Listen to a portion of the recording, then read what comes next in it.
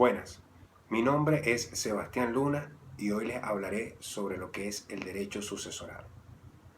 El derecho sucesoral, en concepto, es el conjunto de normas y principios jurídicos que gobiernan la transmisión del patrimonio que deja una persona que fallece.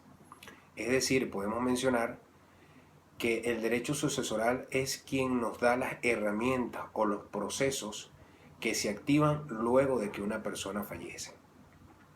Así damos inicio a esta exposición donde vamos a mencionar cuáles son todos ese tipo de herramientas o todos esos procesos que se inician para la transmisión de sucesiones luego de que una persona o titular de un patrimonio fallece.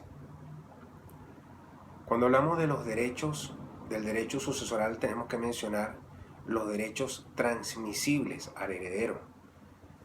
Nos referimos al principio según el cual el heredero está limitado a los derechos y obligaciones cuya transmisión es posible.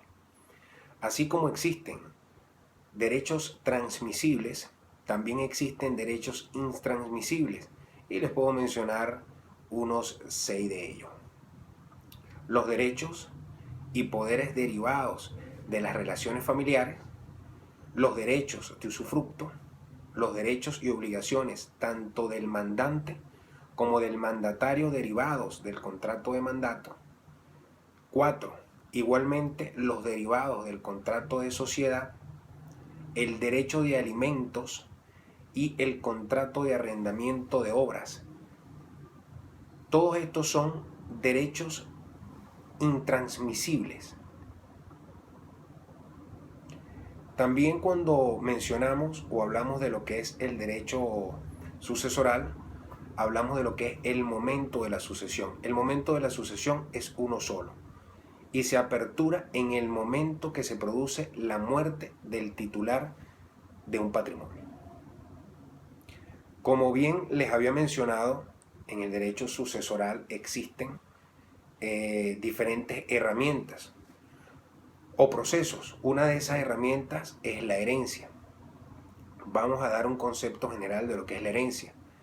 Es el patrimonio del cual es titular el difunto y este comprende todas las relaciones jurídicas, como por ejemplo podemos mencionar las cosas, los derechos, créditos, obligaciones, acciones, entre otras.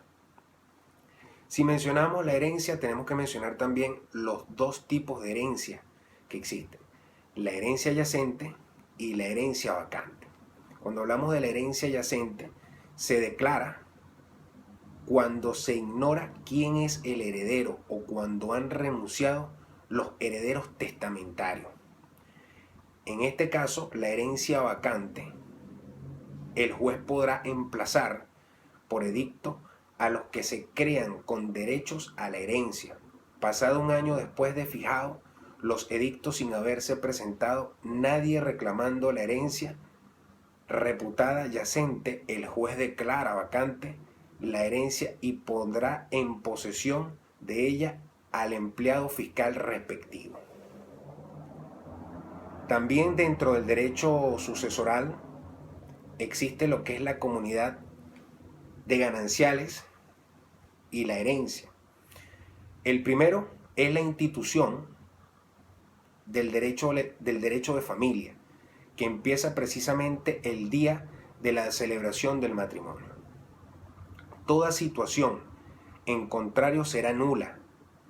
Se fundamenta en la protección al trabajo y que la ley presume realizan los cónyuges y obviamente que merece en tutela al morir uno de ellos. Primero, en el caso del causante casado y en unión concubinaria que se otorga testamento, correspondería el 50% para el cónyuge sobreviviente y para el concubino que representa la comunidad de gananciales y 50% para los herederos legitimarios o no. Y segundo, en el caso de que el causante casado o en unión estable de hecho que si otorgó testamento, correspondería el 50% para el cónyuge sobreviviente o para el concubino que representa la comunidad de gananciales, 25% máximo para los herederos testamentarios y 25% para los demás herederos. Intestado. La sucesión intestada o ab intestado. Me disculpan si no la mencioné como es debido.